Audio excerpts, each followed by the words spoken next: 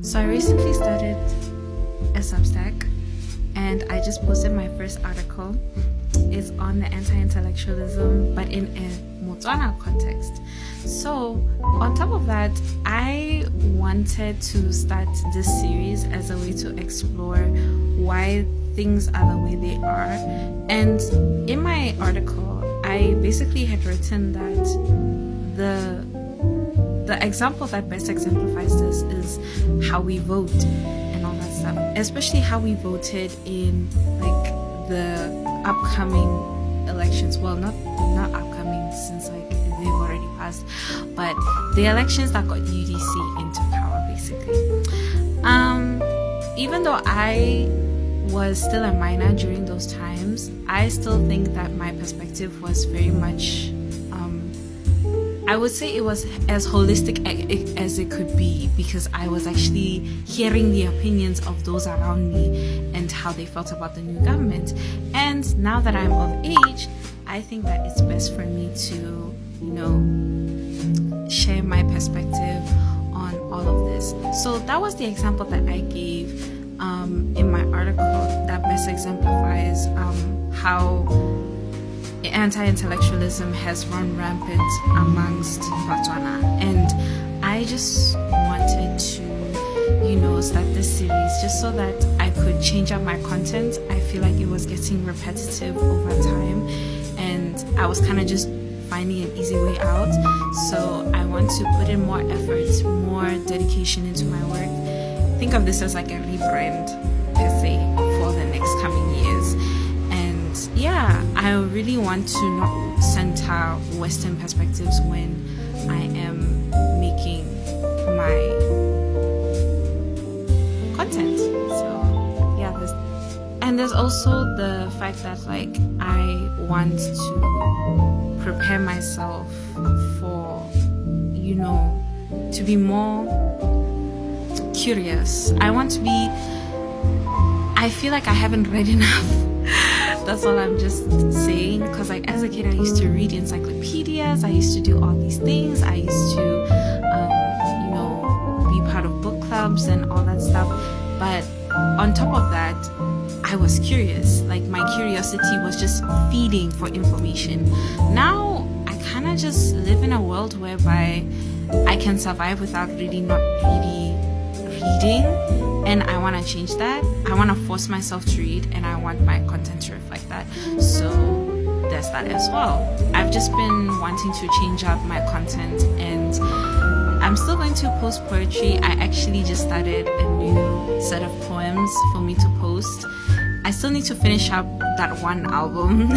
I still need to finish up my first album of poems, and yeah, there's big plans for the next coming weeks, and I'm just hoping that you guys will be up for it. Thank you. Today we're going to talk about reading as well as learning. So stay in tune for that.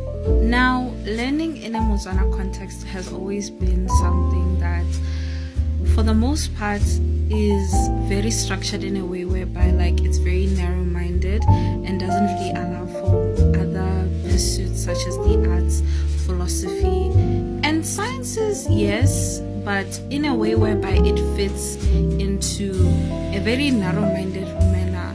Like if you're going to sciences, like it has to be medicine or engineering and nursing and all that stuff. Yes, nursing. But you see, these options are very narrow-minded, and you can see how like a lot of like Motswana parents often expect their kids to like be shaped around these standards because they grew up with these standards themselves. So I'm going to explore on how we got to this point whereby learning in the home, in the average Motswana home, what it looks like and what it actually how it affects our daily lives. Now, learning, how we learn usually manifests itself in 3 different aspects when it comes to the average Motswana childhood: religion, traditional values, and entertainment. Now, these 3 aspects are the ones that I'm going to explore, and we're going to first start off with religion. Now, the majority of Motswana are Christian, and this really influences how these Christian spaces are structured. Now, for the most part, I would say in terms of faith and spiritual practices, Botswana generally have a mix of African traditional religion and Christianity, whereby they take Christian practices and then they put an African twist around them. But the core of it is Christian values, which is frankly okay. But the thing is how these spaces are structured. A lot of these spaces are structured like an echo chamber, essentially. Anyone with a different perspective on the Bible is usually shunned and associated with immorality. That is an example of moral absolutism, whereby there is a supposed right and wrong answer that is objective rather than relative. Now, this comes into play a lot of the time because structures such as the patriarchy as well as powers in the church take advantage of the fact that a lot of vulnerable people don't like questioning the Bible. And pastors usually take advantage of this. I mean, we see this. I think that the case that best exemplifies this is the Mojadiho case. Mojadiho, he ended up like manipulating vulnerable young women into thinking that they needed spiritual cleansing out of essentially cornering them and telling them, if you go against me, you go against God. And that is a very like rigid way of thinking, and they get away with this because questioning in Christian spaces, like curiosity in Christian spaces, is not nurtured for the most part, and that has to change in order for cases like these to be prevented. And it's one of the reasons why pastors that often cater to these rigid beliefs or have these brands of like, oh, if you go against me, you go against God, they end up being so popularized and idolized in Botswana culture because they cater to that they essentially try and make it seem like that they're doing the dirty work for you, like they're thinking for you. And that is very dangerous because as humans, we are supposed to be able to form our own thoughts, opinions, as well as perspectives on different things. And if we allow someone else to do that for us, we run the risk of, adopting a perspective or an ideology that doesn't serve us, and we're now stuck. So, it's just something to think about. Now, we're going to talk about entertainment. Entertainment in of itself, in terms of industry, is quite underdeveloped in Botswana. However, I want to talk about it in different aspects of life, like currently in like the current, social climate, which is recreational activities, radio, TV, as well as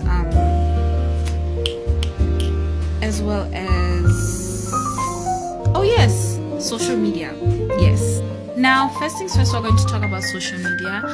A lot of the influencers that Botswana tend to idolize, specifically Botswana youth, are very, they have to make a spectacle out of themselves. They aren't really trying to enrich your life. They aren't really trying to teach you something that you've never learned before. They are just trying to make a spectacle out of themselves in order for you to, give them attention, because they profit off of said attention. And this in of itself is not really a bad thing. However, this being the majority of influencers that tend to be idolized in the social climate is an alarming issue. It's a very alarming issue. I mean, it's the reason why a lot of these podcasts that are created by Botswana for Botswana tend to, revolve around very superficial things such as like sex, dating, as well as relationships.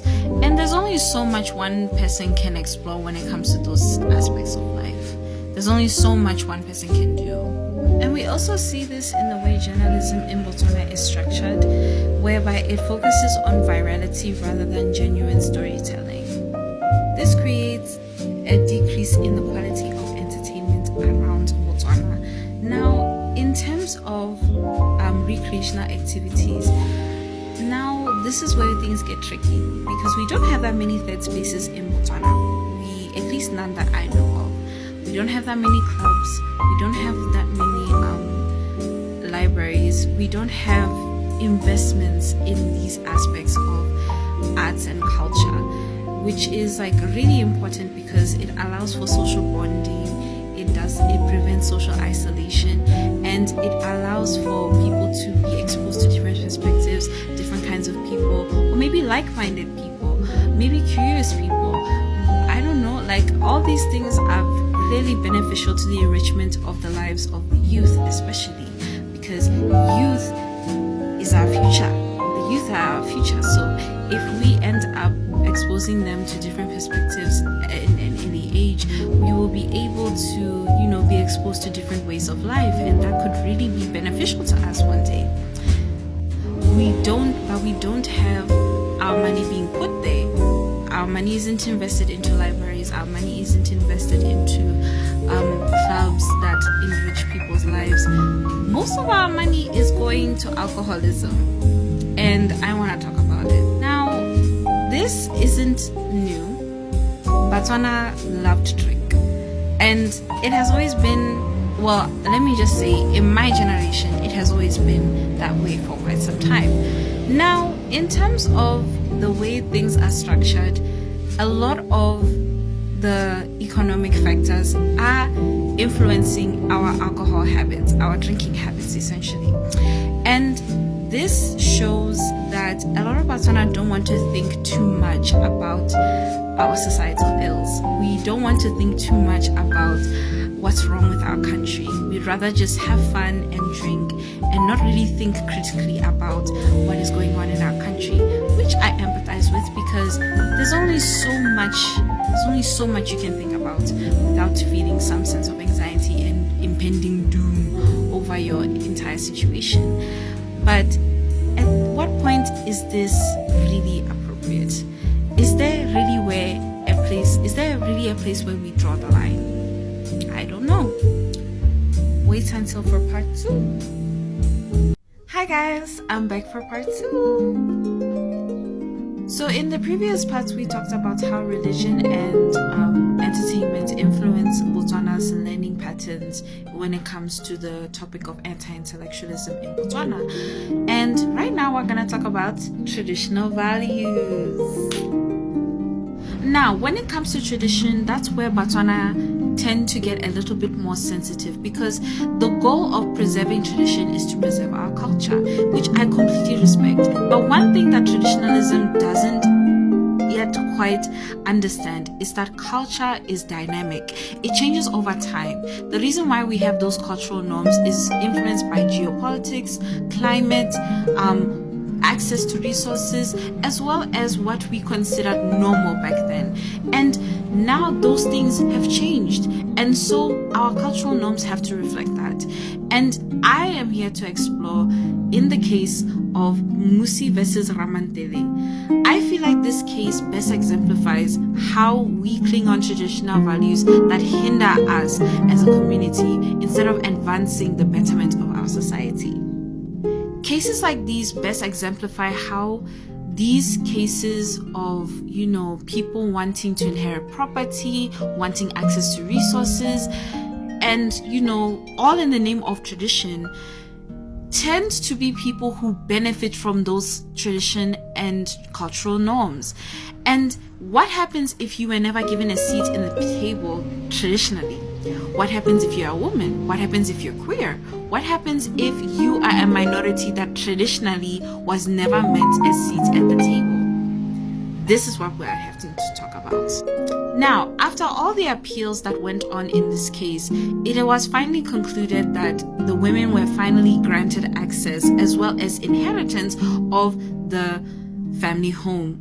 And that is where I want to comment on how this can be applied, how this case and the values that we're trying to be protected under the customary law of Botswana, specifically the Bangwaketse customary law, that is where I want to comment on. And my conclusion in all of this has to do with the fact that a lot of conservatism and traditionalism in Botswana often comes from a place of privilege. These people who scream preserve culture, we must uphold our cultural norms and cultural values. What happened to preserving the culture of this country often come from a place of benefiting from said cultural norms, as well as the hierarchies that are enforced by these cultural norms in the first place. I mean, it's in our best interest, yes. However, it is not fair. It is not fair because we are a country that is very much coveted for our peace, as well as our values of camaraderie, as well as looking out for each other. But if we uphold values that don't serve us anymore, and we try and cater to that loud minority of Botswana that believe that despite that it is not benefiting the culture, is not benefiting the country altruistically, we are expected to preserve it all in the name of culture. What happens if your culture is the reason why my culture is not respected? What then now? That is where I want you guys to figure that out for yourselves. Thank you for listening to my series, as well as the next parts that will be exploring anti-intellectualism in the school setting. Thank you.